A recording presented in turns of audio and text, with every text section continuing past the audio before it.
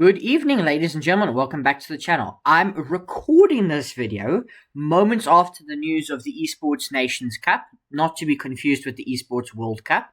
They've just released how they're going to be doing the wildcards and the selection for the Esports Nations Cup happening later in 2026. But I don't know when this video will be coming out. We'll be busy with Norway chess. I'm planning something big for the remainder of June, so I don't know when this video will be coming out. Hopefully it will be coming out before the end of Norway chess. So this video will not be too out of date by the time it comes out. It'll just be about finding a day to release it. However, with that said, big news in the world of chess. Okay, so I saw this on chess.com this year, and I thought this was just the Esports World Cup mislabeled. No, the Esports Nations Cup is very, very different and happening later in the year. It is very similar to the Esports World Cup. It is still a rapid time control, 10+0. There will be qualifiers early in the year in June, and it will happen in November from 2nd to 8th. The Esports Nations Cup brings countries together in a fast-paced showdown to decide the world's top online chess power. How it looks is this. You can see the Esports Nations Cup reveals chess qualification pathway and the wildcard system. You can see updated May 26th, 2026 at 8:49 p.m. I'm recording this at 9:50 p.m., so an hour after this has been released. The organizers of the Esports Nations Cup, the Esports Foundation, have revealed new details about the event's qualification and wildcard systems. The announcement includes details about how chess players can qualify for the event and how wildcard spots will be distributed.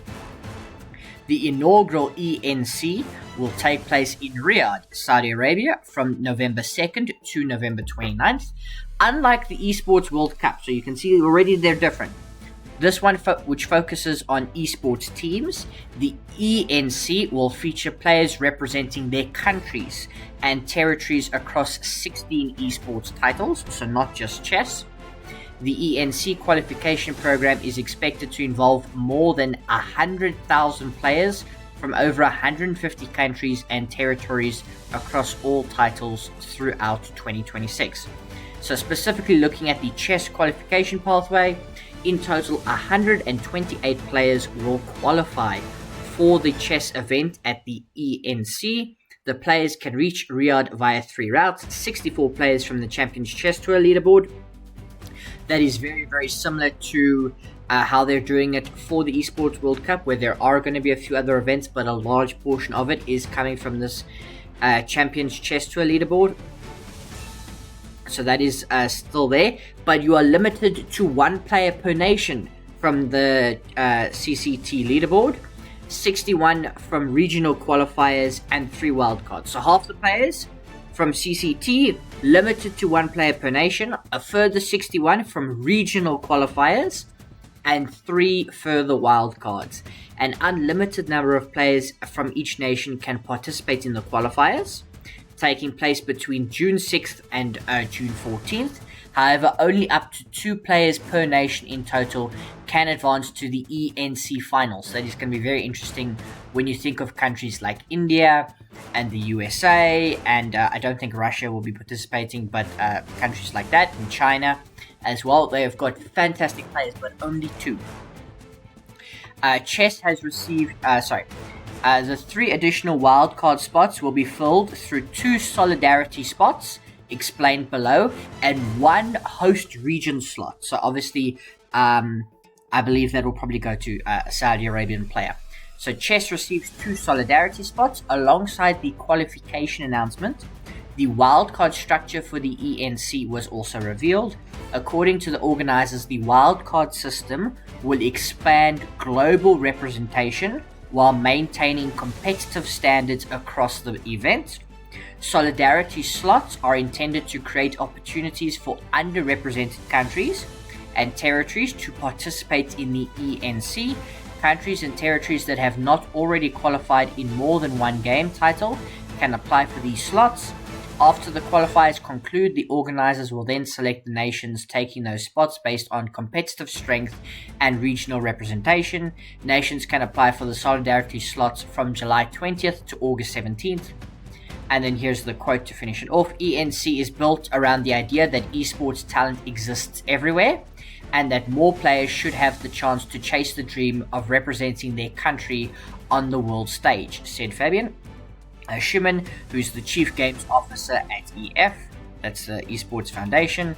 The framework introduced today is opening the door to more countries and communities, so more players can experience what it means to compete at the highest level of competition.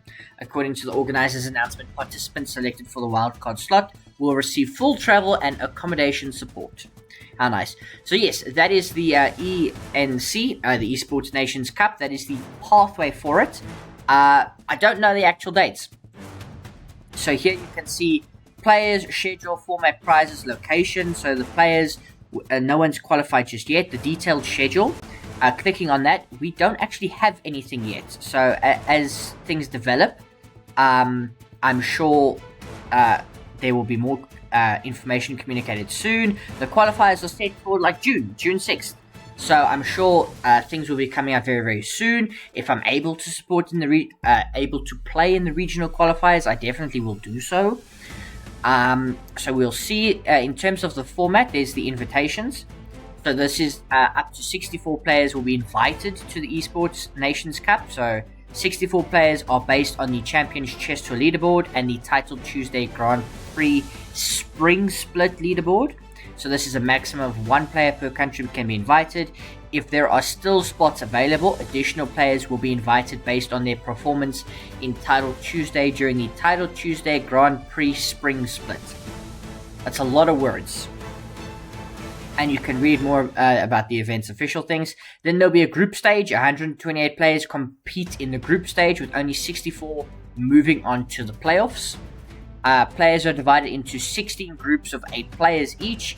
Each group plays a round robin, time control of 10+0. Matches consist of 2 games. If the match ends in a tie, a single bidding Armageddon game with a base time of 10 minutes decides the winner. The top 4 players from each group advance to the playoffs.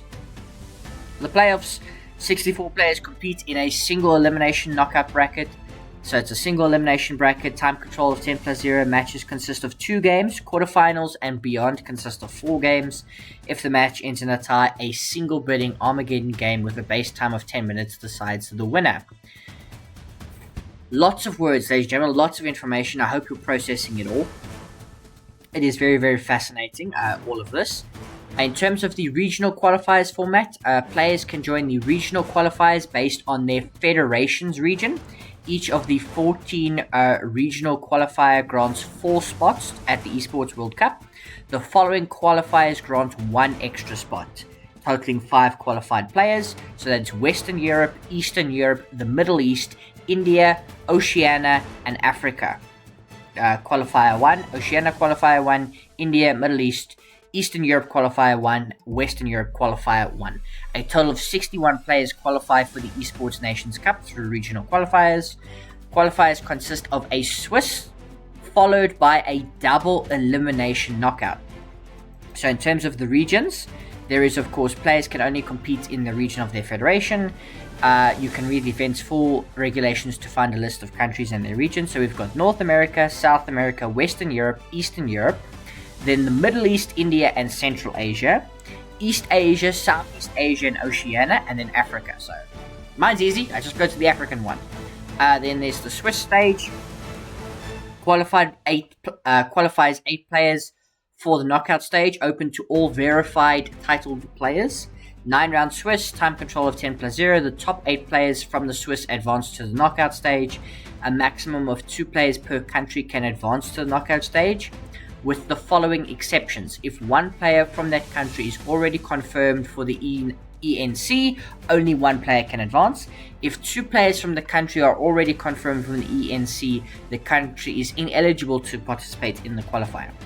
The top 4 players start in the winners bracket, while the bottom 4 start in the losers bracket. And then there's the knockout stage as well. Once you get the knockout stage, players complete in double elimination. Time controls 10+0. Top 4 players from the Swiss start in the winners bracket, while the remaining players start in the losers bracket. The knockout is played out until the winners final and losers semi-final. The 4 players who make it to the stages mentioned above qualify for the ENC. Prize fund, lots of money up for grabs. First place is $50,000. But what is interesting, if you finish 113th to 128th, you receive $1,875. There is $600,000 prize fund plus $1,000 for each regional qualifier. Lots of money to go around. Absolutely ridiculous. In terms of the qualifiers, first till fourth qualified for the ENC. 5th and 6th get $350, and 7th and 8th get $150. The location, of course, the playoffs. The ENC will take place in Riyadh in the Kingdom of Saudi Arabia. Ladies and gentlemen, that was a lot of information, a lot of talking, a lot of reading. Let me know, are you excited for the ENC? Are you excited for this type of format? The Esports World Cup last year was fantastic. I'm looking forward to the event this year. The ENC looks like it is going to be just as fun, just as interesting. But I look forward to hearing your feedback, ladies and gentlemen, and what you think of it. Do you think it's going to be a good event? Do you like it that they're not representing esports teams, they're representing their country? This is like an improved version of what the World Cup should look like. Where in the World Cup you can get like 10 players from the same country just competing, because it goes by FIDE and they just pick, top seeds, whatever. They don't pick like the top American, the top Norwegian, the top Chinese player, the top Indian player, and so on and so forth, to represent their countries. It's more about the individual players. This gives players a chance to go because they're the best in their country or they're qualified, and it's, representing your nation as opposed to a team. It is still very much an individualistic sport, and obviously the players will be going because they want to win the $50,000, but it is a very interesting format, so I'd love to hear your opinions in the comments below. Again, I don't know when this has come out. Maybe more information has come out since I've recorded this, because this might only be coming out in a few days' time. But it is very interesting right here from the breaking news. So we shall see. Esports Nations Cup 2026. What do you think? Let me know in the comments below.